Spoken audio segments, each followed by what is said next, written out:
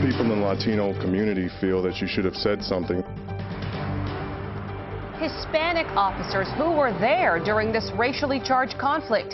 That video shocked the Latino community. And now KOMO 4 has learned 2 of the officers who witnessed the kicking and stomping of an innocent man are part of that same community. KOMO 4's Shomari Stone has tonight's exclusive story. Shomari? Dan and Mary, some in the Latino community are stunned when I tell them my sources confirm 2 Latino officers are also in the video. I went to both of the officers' homes to get answers.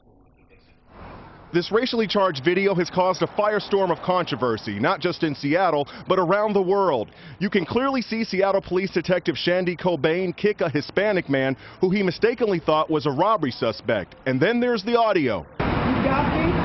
I will beat the Mexican piss out of you, homie. You feel me?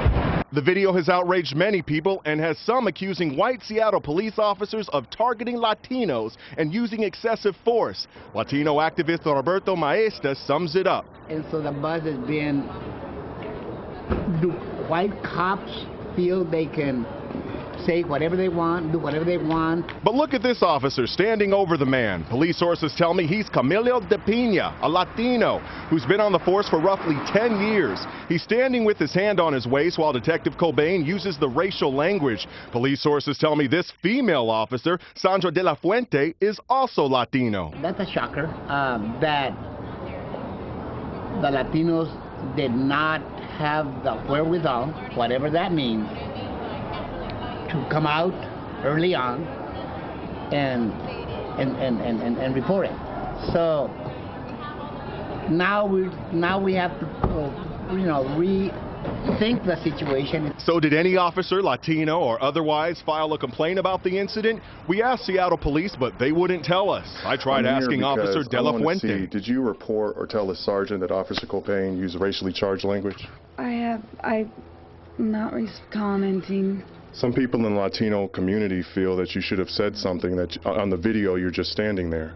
I work graveyard, sir, and it's actually my day off and I'm resting. We also tried to talk to Officer De Pina. Hi, Officer De Pina. I'm Shomari Stone from KOMO 4 News. The color of the uniform frequently is more important than the color of the skin. Former Bellevue Police Chief and police practices expert Don Van Blaricom explains why he believes the Latino officers aren't shown stopping Cobane on the video. Policing is a business where you have to rely upon each other, you face dangers together, you tend to think of each other as brothers and sisters, and unfortunately that carries over at times when it shouldn't. Probably the greatest mystery. Detective Cobane apologized. Seattle Police, Internal Affairs, and the FBI are now investigating. Live here in the Satellite Center, I'm Shomari Stone, KOMO 4 News. Thank you, Shomari. Of the 3 men named finalists for Seattle Police Chief, only Sacramento Chief Rick Braziel was willing to weigh in on the video that's put the entire department on edge. The most critical piece is regaining credibility in the community. So as a new chief coming in, I've got the opportunity to go in and say, no, this is what I stand for and this is what I believe in and these are the practices we now in the Seattle Police Department are going to live by. And, you know, there's no one in this country that's watched that video that isn't shocked by it, and you just need to deal with it and be upfront and candid and talk about it. The committee members say each of the finalists chosen has a good track record, but the president of the Seattle Police Guild says current interim chief John Diaz has already proved himself. I don't want to hope, I don't want to take a leap of faith that, well, I think somebody can do the job. I want to know, can you do the job? This is a big city, this is a big city police department. You know, it's not a place for on-the-job training. East Palo Alto Chief Ron Davis is credited with helping turn around what once was known as the murder capital of the West.